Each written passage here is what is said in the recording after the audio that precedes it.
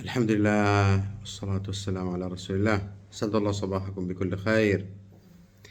اليوم درسنا، طبعا احنا ليش نعتمد على دروس قصيرة؟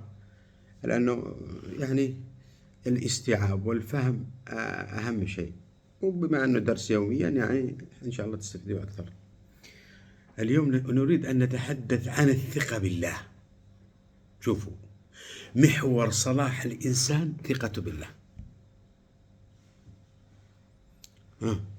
أن الجنة حق، وأن النار حق، وأن المحشر حق، وأن الله حق، وأن واثق، ما في شك في قلبي. هذا هو الإيمان، هذا استقرار الإيمان.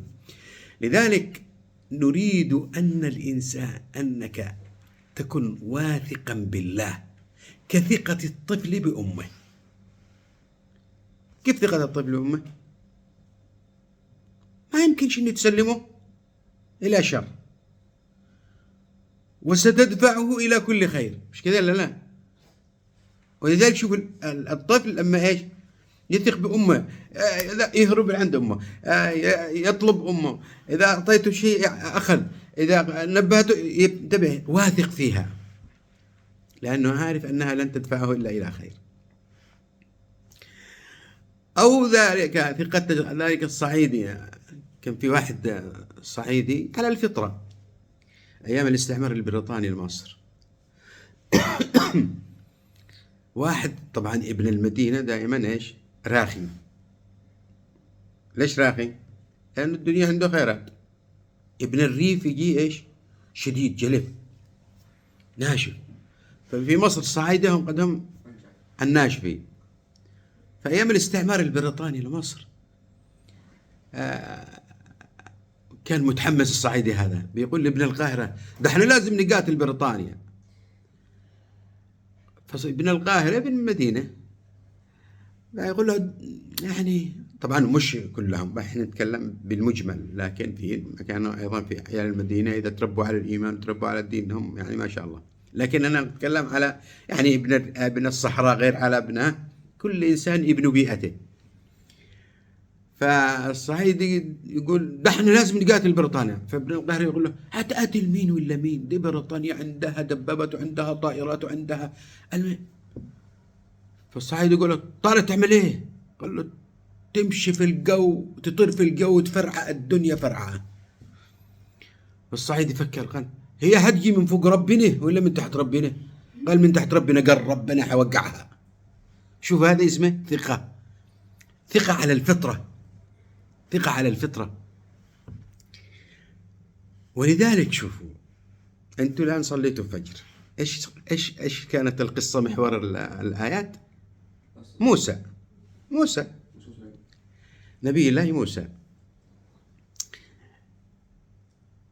نبي الله موسى كانت الثقة في أمه وانتقلت إليه في تربيتها له.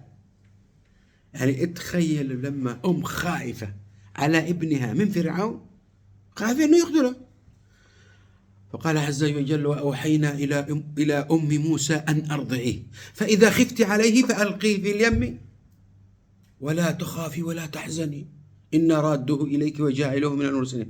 كيف هي خائفة على من الموت أنت تقول لك القذفه بالبحر؟ لأنها واثقة بالله عز وجل رمت فيه في البحر، عملت بالصندوق ورمت به في البحر. هذه ثقة.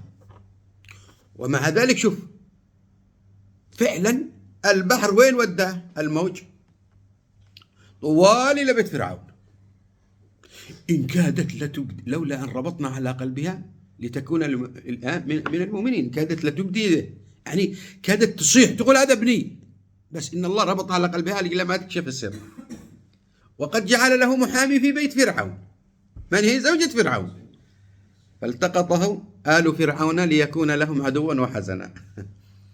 وقالت امرأة فرعون لا تقتلوه عسى أن ينفعنا أو نتخذه ولدا وهم لا يشعرون. كل هذا يسير وفق علم غيبي عنهم، لا يعلمون ذلك الغيب. هذه نتيجة الثقة. كانت الرعاية من الله، نتيجة الثقة هي وثقت بالله، فكانت تلك هي الرعاية ورجعها. رددناه إلى أمه كي تقر عينها ولا تحزن ولتعلم أن وعد الله حق. ما هو وعد أنه راده بيرجع إليها.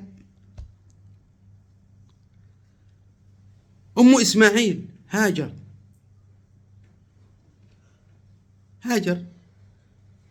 طرحها مع رضيعها عند البيت الحرام، ما فيش وادي غير ذي زرع، وولى عائد إلى الشام.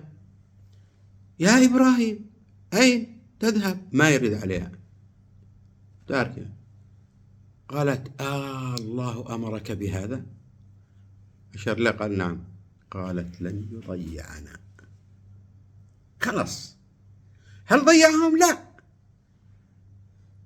ربي إني أسكنت من ذريتي بواد غير ذي زرع عند بيتك المحرم ربنا ليقيموا الصلاة فاجعل أفئدة من الناس تهوي إليهم. كلها تحققين. انبعث الماء، جاءت الطيور، العرب شافت أن الطيور هذه ما تحوم إلا حول الماء وتجمعوا وبقت إيش؟ حياة. ما ضيعهم نتيجة لهذه الثقة. يعني الثقة لا تأتي إلا بخير. موسى أيضا أعود لكم إلى موسى يعني وقت الشدة يرى ثعابين، يرى من السحرة يخيل إليه، قال فألقي عصاك فإذا هي تلقف ما يأكل. هي عصا، مثل ما قال له اضرب بعصاك، هناك قال له اضرب بعصاك، اضرب، هي يصير يخرج يضرب بالبحر بالعصا، قال ما شمل، اضرب له ما تشبع. لكن عندما يكون الأمر من الله مختلف وتنفذه. لكن لأنه واثق بالله ضرب بالعصا، ما قالش إيش بيسوي العصا، لكن عارف أن الذي أمر هو الله، والفعل بيد الله، والله عز وجل لا يخضع للقوانين التي يخضع لها المخلوق.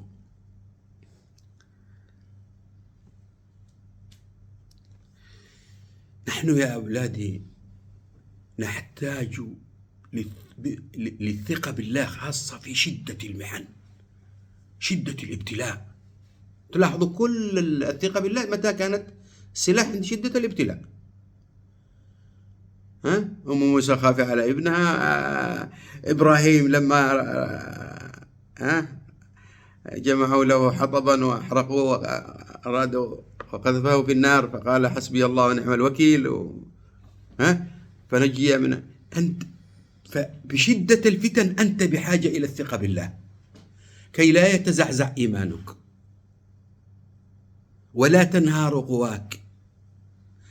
أنت بحاجة إلى الثقة بالله لكي تسكن أو تسكن نفسك في ظل هذه فتن الشبهات والشهوات والمشاكل أنت واثق أن الله عز وجل